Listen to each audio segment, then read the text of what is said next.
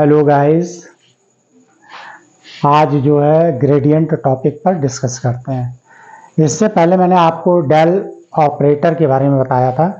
Del operator में 3 तरीके के मैंने यूज़ किया था। उसमें एक ग्रेडियंट था, दूसरा डाइवर्जेंस था और तीसरा मैंने जो है कर लिया था। आज हम एक एक पर डिस्कस करते हैं। तो सबसे पहले हमारा टॉपिक है ग्रेडियंट। ग्रेडियंट क्या होता है ये समझिए। पहले आप लोगों ने 9th क्लास या 10th क्लास में कार्टेशियन कोऑर्डिनेट पढ़ा होगा। उसमें क्या देखते हैं, कार्टेशियन कोऑर्डिनेट में ये y और ये x जो ये इंटरसेक्ट करता है ना। तो अब इसको जो है अगर हम dy dx के फॉर्म में रिप्रेजेंट करें, dy dx के फॉर्म में रिप्रेजेंट करें तो इसको हम नाम देते हैं ग्रेडियंट। ठीक है ना। अब चूंकि हम यहाँ पर जो स्टडी करने जा रहे हैं वो एक तरीके से स्केलर फील्ड की स्टडी करने जा रहे हैं। स्केलर फील्ड में जैसे कि टेम्परेचर या हम डेंसिटी बोल लें या फिर हम पोटेंशियल, है ना। तो इनको जो है ग्रेडियंट के थ्रू कैसे सॉल्व करते हैं ये देखते हैं। तो देखिए, सबसे पहले इसकी डेफिनेशन देख लीजिए क्या है। The vector function del phi, इसको मैंने लास्ट वीडियो में बताया था कि ये डेल फाई जो है इसको ग्रेडियंट से रिप्रेजेंट करते हैं। Del phi is called gradient of the scalar point function. Scalar point function का है और इसको हम रिप्रेजेंट करते हैं। जो स्केलर फंक्शन होता है वो फाई होता है।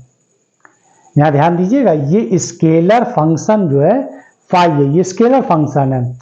और स्केलर फंक्शन को जब हम ऐसे लिख देते हैं तो ये वेक्टर फंक्शन बन जाता है। क्लियर है।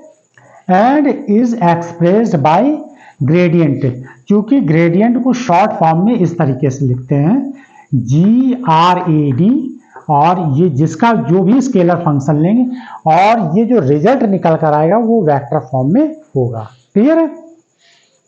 अब देखिए यहां पर जैसे मान लीजिए कि हमने एक आर्बिट्री पॉइंट ले लिया। आर्बिट्री पॉइंट लेने पे और ये आर्बिट्री पॉइंट कितना हो जाएगा, ये इस तरीके से रिप्रेजेंट करेंगे। ठीक है। ये यहाँ पर इसकी पोजीशन कितनी हो जाएगी, r। एक पॉइंट हमने इस तरीके से ले लिया। अच्छा, जो ये हमने कर्व बनाया है इसको हम सरफेस या सरफेस लेवल बोलते हैं। ये क्या है, सरफेस लेवल। ये S1 लेवल सरफेस लेवल और ये कितना है, S2 है। अब इसको अगर हम यहाँ पर क्या करें, इस तरीके से यूं मिला दें, इस तरीके, है ना। तो ये पूरा कितना हो जाएगा यहाँ से यहाँ तक, DR प्लस DR। ठीक है। अब इसको अगर आप इससे ऐसे मिला देंगे तो ये क्या हो जाएगा, DR हो जाएगा। और ये पॉइंट जो है इसको आप नाम दे दीजिए A और ये दे दीजिए नाम B, और एक हम नॉर्मल बिल्कुल लेंगे, ये नॉर्मल, और इसको हम नाम दे देंगे C। तो ये AC कैसा है, नॉर्मल है, और ये AB क्या है, यहाँ पर एक दूसरा पॉइंट ले लिया। ठीक है ना। और इनके बीच में एंगल कितना है, दोनों के बीच में थीटा है। क्लियर है इतना। ये क्या है, आर्बिट्री पॉइंट है, आर्बिट्री पॉइंट नाम देंगे। क्लियर है। अब यहां से ये पॉइंट P है और ये आर्बिट्री पॉइंट है। यहां से यहां तक देखिए ये R से रिप्रेजेंट किया जाएगा, जिसको हमने ये लिखा है R। ठीक। अब कैसे, जैसे मान लो यहां पर हमने कोई एक हॉट बॉडी रख दी, गर्म बॉडी रख दी, तो इससे क्या होगा, इसका जो है टेम्परेचर क्या होगा, धीरे धीरे जैसे इस हॉट बॉडी से अगर हम दूर जाएंगे, ये हॉट बॉडी रखी हुई है जो क्या कर रही है, रेडिएशन कर रही है, टेम्परेचर है इसका। तो जैसे जैसे हम आगे बढ़ेंगे, इस सेंटर से आगे बढ़ेंगे कि चाहे हम इधर जाएं, चाहे इस डायरेक्शन में जाएं, चाहे इस डायरेक्शन में जाएं, अगर ये R पोजीशन है तो ये पूरे में R, यानी इस तरह ये कैसा होगा, टेम्परेचर कैसा हो, कांस्टेंट होगा। अब अगर हम अगला पॉइंट कंसीडर कर ले, मान लो ये वाला लेवल, इसे हम लेवल ही नाम देंगे। ये फर्स्ट लेवल हो गया, ये सेकंड लेवल हो गया, और ये बहुत पास पास हो सकते हैं। हमने फिगर समझाने के लिए बड़ा मतलब दूर दूर बनाया है, लेकिन रियल में ये बहुत पास पास होंगे। तो ये भी लेवल हो सकता है, ये भी लेवल हो सकता है। जैसे जैसे हम इसके पास आएंगे वैसे वैसे हमें टेम्परेचर इंक्रीजिंग मिलेगा, लेकिन जैसे जैसे हम दूर जाएंगे वैसे कैसे क्या हो जाएगा, टेम्परेचर डिक्रीज होता चला जाए। तो इसको हमने क्या किया, यहाँ से लेवलिंग फॉर्म में, यानी S1 सरफेस और S2 सरफेस में इसको नोट कर लिया। क्लियर है? अब देखिए इस फिगर के थ्रू यहां पर क्या करते हैं, ये आर्बिट्रेरी पॉइंट है और ये R पोजीशन है। यहां से ये हमने क्या किया, इसको मिला दिया B पॉइंट पर, ये क्या हो जाएगा R dr। अच्छा, ये स्केलर फंक्शन है, स्केलर फंक्शन जो x y z कोऑर्डिनेट में रिप्रेजेंट किया जाए पोजीशन में है, और ये क्या हो जाएगा फाई प्लस डी फाई के रूप में प्रेजेंट किया जाएगा। क्लियर है? अब the rate change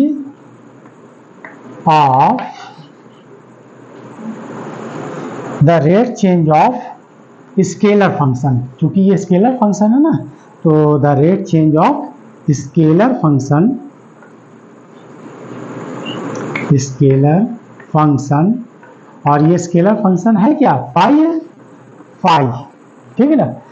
in direction, क्योंकि ये डायरेक्शन डिपेंडेंट हो गया। अब यहाँ पर इन डायरेक्शन क्या निकल कर आ जाएगा, इज हो जाए किस डायरेक्शन की बात करें, डायरेक्शन कैसा है, ए से बी, ए बी डायरेक्शन में ले लें तो ए बी डायरेक्शन के लिए क्या हो जाएगा, इज डी फाई, ये फंक्शन है, चेंज होगा किसके रिस्पेक्ट में, डी आर, ये आ जाएगा। क्लियर है?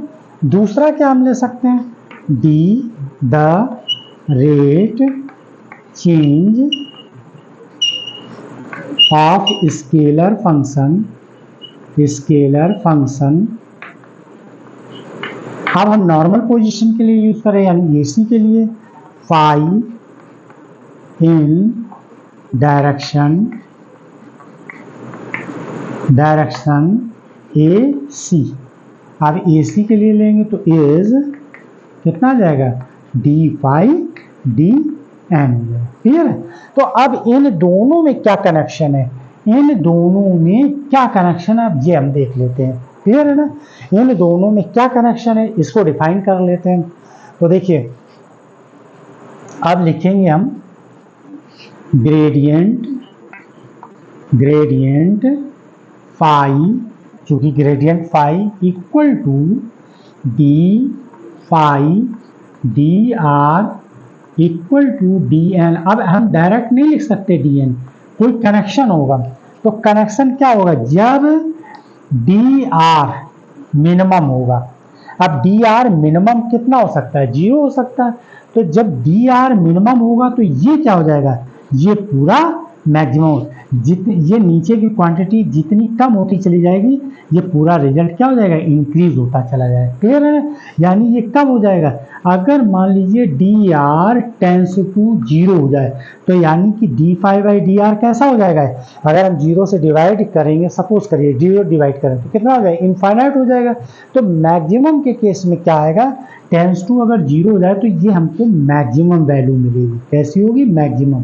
अब जब ये मैक्सिमम वैल्यू होगी तो ये कैसा हो जाएगा, यहाँ पर एक थीटा एंगल है, तो इसका मतलब ये और ये, क्योंकि ये डी आर और इन दोनों में क्या रिलेशन है, तो इन दोनों में अगर हम हॉरिजॉन्टल कंपोनेंट लें तो डी आर कॉस थीटा के इक्वल हो जाएगा, d n equal to d r cos theta हो जाए, क्योंकि ये इसका हॉरिजॉन्टल कंपोनेंट, यानी ए बी लाइन अगर ए सी में लाई कर जाए, सेम हो जाए, तो इसका मतलब है मिनिमम हो जाएगा ये यहाँ पर।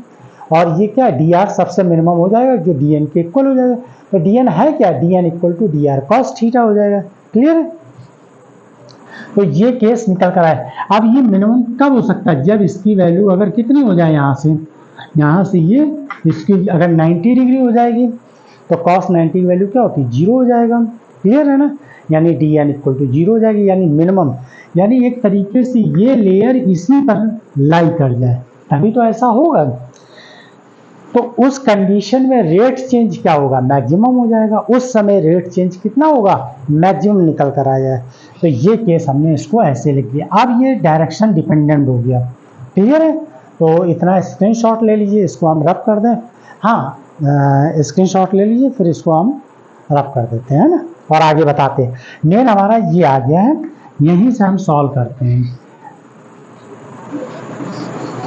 अब देखिए अगला पॉइंट हमारा ये बनता है इसमें कि जो ग्रेडियंट फाई दिया हुआ है, ये ग्रेडियंट फाई है, gradient phi equal to d phi d r. अगर ये मैक्सिमम है तो फिर इसका रिलेशन इसके साथ कनेक्ट होगा डी फाई डी एन, और यहाँ पर आ जाएगा एक यूनिट वेक्टर, क्योंकि ये डायरेक्शन डिपेंडेंट हो गया। अब यहाँ पे डायरेक्शन डिपेंडेंट हो गया कि नहीं हो गया, तो यहाँ पर यूनिट वेक्टर हो जाएगी, क्लियर है। और ये कब बनेगा, जब r d r equal to 0 हो, तभी ये मैक्सिमम होगा। अभी देखिए मैंने बताया था कि डी आर जितना कम होता चला जाएगा, जितनी वैल्यू कम होगी ये रिजल्ट उतना ही क्या हो जाएगा, रेट चेंज जो फ्लो है इसका वो कितना होगा, उतना ही ज़्यादा होगा। देखिए जितना ये दूर आगे होता चला जाएगा वैसे रेट क्या होगी, डिक्रीज होती चली जाएगी। यानी यहाँ पर अगर हम देखें टेम्परेचर, यहाँ पर कोई मान लीजिए हॉट बॉडी रखी है, 1000 सेंटीग्रेड इसका है टेम्परेचर। यहाँ पे जाएंगे तो मालूम पड़ा 900 ही हो जाए सेंटीग्रेड। यहाँ जाएंगे तो कितना हो जाएगा, 800 सेंटीग्रेड हो जाएगा। और इधर आगे बढ़ेंगे तो 700 हो जाएगा। अगर हम ये कहें कि इस और इस ये लेयर के बीच में अगर ये 0 हो जाए, तो इसका मतलब ये हो जाएगा कि रेट चेंज कितना हो जाएगा, उस समय रेट चेंज कैसा हो जाएगा, मैक्सिमम कंडीशन में निकल कर आ जाएगा, ठीक है ना। जैसे जैसे यानी कि इसकी वैल्यू कैसी होती चली जाएगी, यहाँ पर इन दोनों के बीच में रेट चेंज कितना निकल कर आ जाएगा, मैक्सिमम निकल कर आ जाएगा, क्लियर है ना। और जैसे जैसे अब ये डिक्रीज होता चला जाएगा, तो अगर आर की वैल्यू 0 हो जाए, डी आर की वैल्यू अगर चेंज 0 हो जाए, तो हमारा रेट चेंज क्या हो जाएगा, मैक्सिमम हो जाएगा। और ये जितने इसके पास होंगे उतनी ही वैल्यू क्या हो जाएगी, इसकी मैक्सिमम होती चली जाएगी। इसके लिए हम बात बोल रहे हैं, नहीं तो आप यहाँ पर निकाल के देख लें कि कितना रेट चेंज हो रहा है। नहीं तो आप कहें यहाँ तो 800 या 700 है तो मिनिमम हो रहा है, नहीं मैक्सिमम होगा, है ना। किस केस के लिए, इस केस के लिए जब r equal to d r equal to 0 हो जाए, ठीक है ना, तब उस समय ये पूरा चेंज, ये पूरे चेंज की बात करें वो मैक्सिमम निकल कर आएगा, क्लियर है। अब देखिए इसको जो है रब कर देते हैं, तो हमारा मेन इक्वेशन हमको मिल गई यहाँ पर कि हमें करना क्या है ये। तो ये जो है gradient phi equal to d phi by d r, ये मैक्सिमम कब होगा, जब d phi by d n और ये यूनिट वेक्टर है, क्लियर है। अब यहाँ से देखिए हम क्या करते हैं, दोनों बोथ साइड किसका मल्टीप्लाई कर रहे हैं, मल्टीप्लाइंग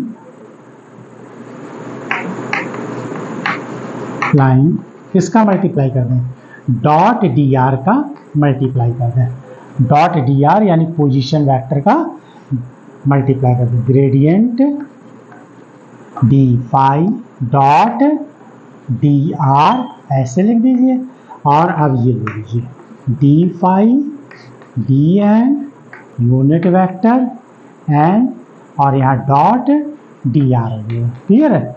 अब देखिए डी फाई डी एन, और इन दोनों के बीच में जैसे ए डॉट बी बराबर क्या होता है, ए बी कॉस थीटा, तो ए की जगह पे क्या कर रहा है, ये यूनिट वेक्टर है, तो यानी इसको हम ऐसे, इसका क्या लिख लें, मैग्नीट्यूड लिख लें, ये मैग्नीट्यूड लिख लिया। अब डी आर का मैग्नीट्यूड हम ऐसे रिप्रेजेंट करेंगे, और यहाँ पर ये क्या आ जाएगा, कॉस थीटा, तो देखिए हमने एंगल क्या माना था, थीटा मान लिया था। अब ये यूनिट वेक्टर है, इसकी मैग्नीट्यूड क्या आ जाएगी, 1 आ जाएगी, तो डी फाई डी एन और ये 1 हो जाएगा, डी आर ये मैग्नीट्यूड हो जाएगा और ये कॉस थीटा हो जाएगा, क्लियर है। तो डी फाई डी एन और डी आर कॉस थीटा, देखिए क्या लिखा है, d r cos theta equal to d n के, तो यहाँ पर डी एन पुट कर दीजिए, ये डी एन कैंसिल हो गया और ये क्या निकल कर आया, डी फाई किसके बराबर है, इसके बराबर, यानी ये हो जाएगा डी यानी gradient phi dot d r, ठीक है ना, ये वेक्टर फॉर्म। एक तो हमारी ये इक्वेशन निकल कर आई, ये बहुत ही इंपॉर्टेंट हो गया है ना, एक टर्म हमारे पास ये निकल कर आ गया, क्लियर है। अब हम आगे फिर सॉल्व करते हैं। अब क्या सॉल्व करते हैं, यहाँ पर देखिए कि डी फाई, यहाँ से देखिए इतने में सॉल्व करेंगे हम, डी फाई इक्वल टू, ये डी फाई आया ना, अब इसको हम सॉल्व कर लेते हैं। D phi equal to partial differential form में इसको रिप्रेजेंट करेंगे, किसके फॉर्म में करेंगे रिप्रेजेंट, पार्शियल डिफरेंशियल के फॉर्म में रिप्रेजेंट करेंगे। इसको हम रफ कर दे रहे हैं,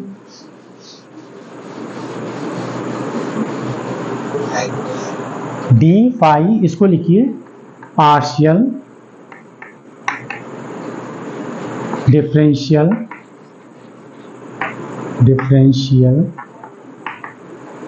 फॉर्म में लिखिए, तो डी फाई इक्वल टू हो जाएगा करली फाई करली, इसे डेल भी बोलते हैं, और यहाँ पर क्या आ जाएगा x d x plus d phi, ये पार्शियल डिफरेंशियल है, डी वाई डी, यहाँ पर लिखेंगे curly phi by curly x d x plus curly phi by curly y d y plus curly phi by curly z d z, इसको ऐसे लिखिए, clear है।